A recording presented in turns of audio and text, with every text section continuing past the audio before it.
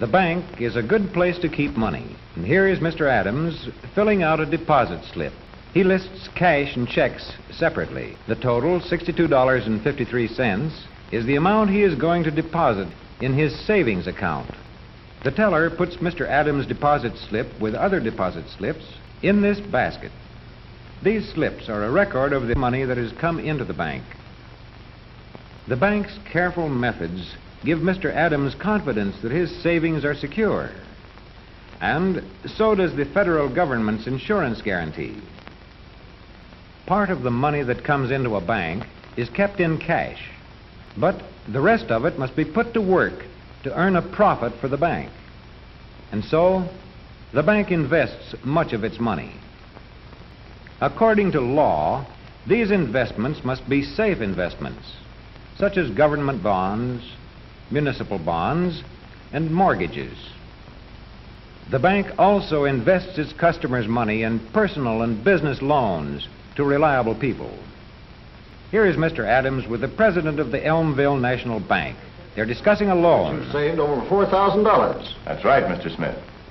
I've saved 80% of the capital I'll need to start my hardware business. I see. And now you would like to borrow an additional $1,000 from us. That's right. Well, I think we can make you this loan. Oh, that's fine. Will the bank need security? No, I don't think so. As you say, you're putting up 80% of the capital from your own savings. Besides, you've lived in this town and banked with us for quite a while. You have a good reputation. We know you're reliable. I'm glad you think so. Here's the note, and this is where you sign. You'd better read it over carefully first. Let's see. For value received, I promise to pay to the Elmville National Bank $1,000 in monthly installments of $50, beginning 1 month from the date of this note. This seems okay. Fine. And since you're paying the loan back on a monthly basis, we will calculate the interest on a monthly basis, too. The tables in this book will give us the exact figure. Now, let's see. 20 months at our usual rate. That comes to just $20.43.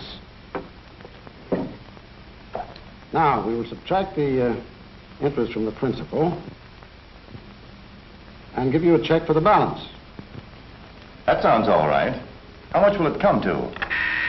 It comes to exactly $979.57. That's fair enough. Miss Jenkins, will you please make out a check to Mr. Frank Adams for $979.57. Right away, Mr. Smith. Thanks. Now, how about opening a checking account for your new business? Yes. I'd like to do that right away so I can start paying for my furnishings and my merchandise by check. Mr. Adams finds his new checking account very useful. To pay for the $150 worth of merchandise which he has ordered, he is going to draw a check on his bank. The check itself is drawn on the Elmville National Bank. That means it is an instruction to the bank to pay to the order of the Miller Supply Company the sum of $150. The Elmville Bank on which this check is drawn will pay out the $150 as soon as the Miller Supply Company endorses or signs the check and presents it for payment. All that remains for Mr. Adams is to mail the check with his order to the Miller Supply Company, which can collect the money as soon as it endorses the check. And here is the check arriving at the Miller Supply Company. The girl stamps or endorses it. But instead of collecting the money direct from the Elmville National Bank, the company does it through its own bank, where the check is arriving right now. This bank can collect the $150 once it places its own endorsement on the check, as it is doing here. But instead of collecting the money directly, it uses a more convenient method. Like many other banks, it sends its checks to the Federal Reserve Bank for collection. The Federal Reserve Bank is set up to handle thousands of checks from hundreds of banks in a single day. All these banks save themselves a great deal of trouble by collecting on checks through the Reserve Bank. The Federal Reserve Bank collects the money direct from the banks on which the checks are drawn and returns the checks to these banks.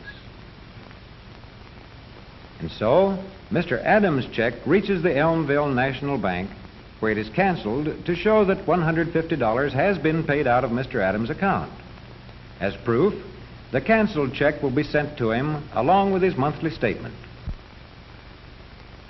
Mr. Adams finds his local bank very convenient, not only because it can always give him all the small needs, but also because of its other services, such as his savings account, the loan which it gave him, and the checking account which makes it possible for him to pay for his orders by check.